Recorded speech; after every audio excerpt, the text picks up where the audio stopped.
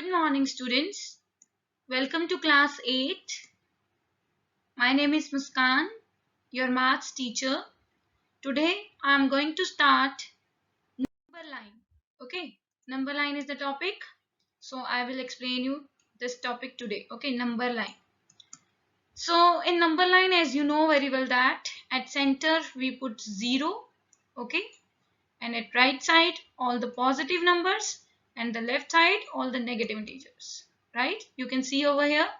Right side all the positive 1, 2 and left side -1, -2. Good. Okay.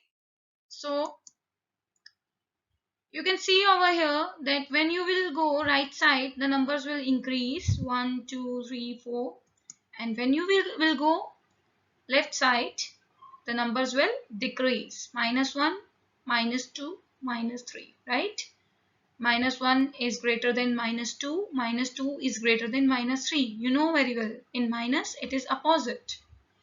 Okay, so in number line you must know about correspondence. 1 is corresponding of -1. Okay, and 2 is corresponding of -2. You must know about this. This is called corresponding. Okay, and now let's discuss about the representation of rational numbers on the number line. So how to represent? Before starting you must know about two facts.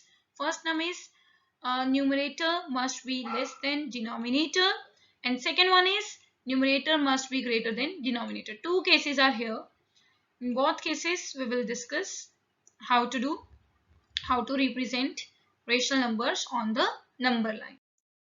So before starting, I want to explain that I'm saying here numerator is greater than denominator, right? So what I'm explaining here, numerator means number. You have to ignore the sign of minus. Okay, if you will see -9 and 5, then you will obviously say that 5 is greater than -9. So that's why I'm telling you that in case of minus, you have to ignore minus. Like in -9/5, you have to ignore minus and what you have to do, you have to compare 9 only and 5. And in this case, 9 number is greater than 5. Okay, number 9 is greater than 5. Okay, so I just want to explain you that what I want to explain you that ignore the sign of minus while considering these two cases. Okay, in this case also numerator is greater than denominator. So students, if numerator is less than denominator, let's take one case. I'm going to explain you first of all. First case, numerator is less than denominator, means numerator is smaller and denominator is greater, larger number, right? So what you will do, you just draw a number line. Okay, at the center of the number line you have to take 0 and you must know 1/2 must be 1.5, right? You know very well about this, right? Am I right? So you know that 1/2 will comes between, I'm sorry beta, listen, it will be 0.5, not 1.5, 0.5. You know very well that 1/2 will come between 0 and 1. So between 0 and 1 you have to make equal parts. But now the question is how many equal parts you have to make, right? It depends upon denominator. Denominator is 2, no? Then you have to make two equal parts between 0 and 1. First part is 0, this one, like this. I'm drawing this now. This is equal parts. This divides 0 and 1 in two equal parts. 0 to this and this to 1. Two equal parts and the center number. Center line I have drawn. This shows that these are equal parts. Okay. So students, now we have drawn two equal parts, right? Because denominator is 2. But after how many parts you have to put the number. It depends on numerator. Numerator is 1. Start from 0. Start from 0. Okay. First part you have made, no? This 1. This will be 1 by 2. How many parts you have to make? It depends on denominator. And from 0, how many steps you have to go further? It depends on numerator. Getting? So this is called representation of rational numbers on the number line where numerator is less than denominator. Okay. Next part, listen. If numerator is less than denominator, I'm taking one more case, 3 upon 4. Right? If it is 3 upon 4, you have to divide 0 to 1 in 4 parts. Why 4 parts? Because denominator is 4. If denominator is 4, you have to divide the number between 0 and 1. You have to create 4 parts, equal parts. This one will be 1 part, this one will be second part, this one will be third part, and this one will be fourth part. These are 4 parts. You have to divide.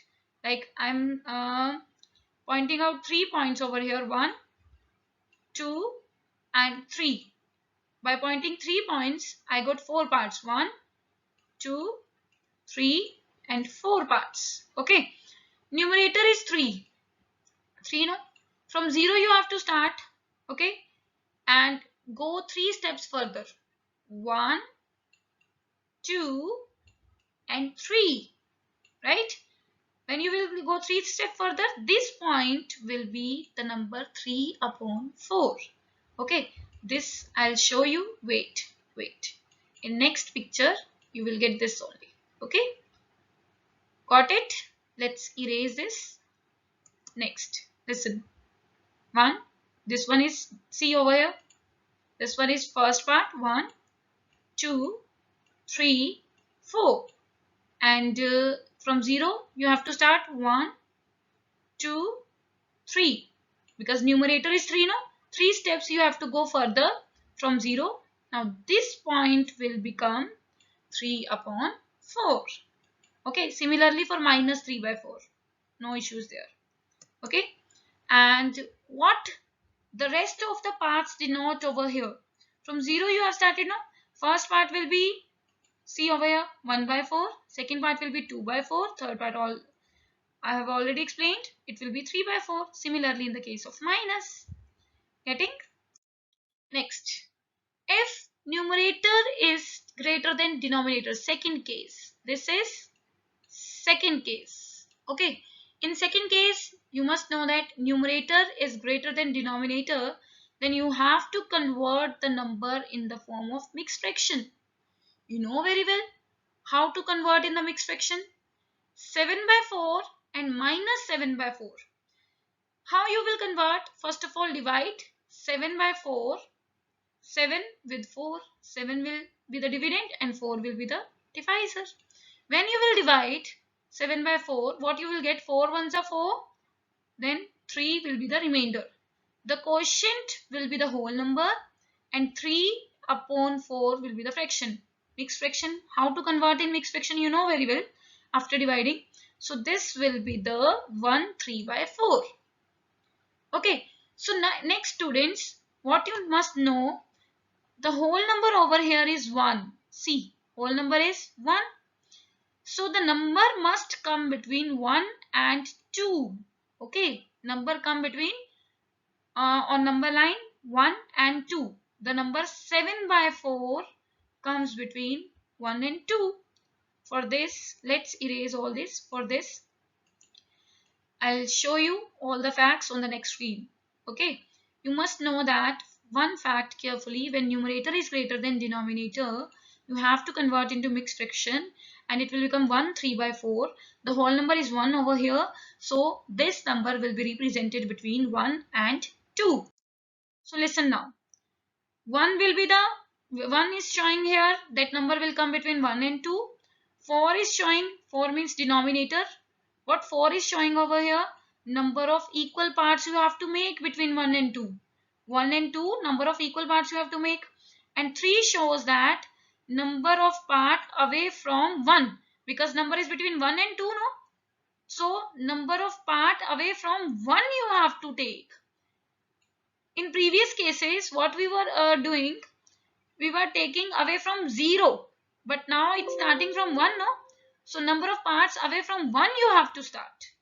Okay, now 4 equal parts you have to make between 1 and 2. 1 and 2 is this. 4 equal parts you have to make. This will be first part, and this will be second part, and this will be third, and this will be fourth. Total 4 parts are here. So numerator shows 3 parts you have to go further from, you have to go away from 1. 1 is here. You have to go further 3 parts. 1 part like this, 2 and 3. So this part will be 7 upon 4. Getting? So this is the easiest way to represent. Okay, these are the 2 cases only in number line. If you got these 2 cases, then you'll able to understand the complete number line, this much only. And you can try your exercise on the basis of this video. Hope you got all the points. Thank you. Have a nice day.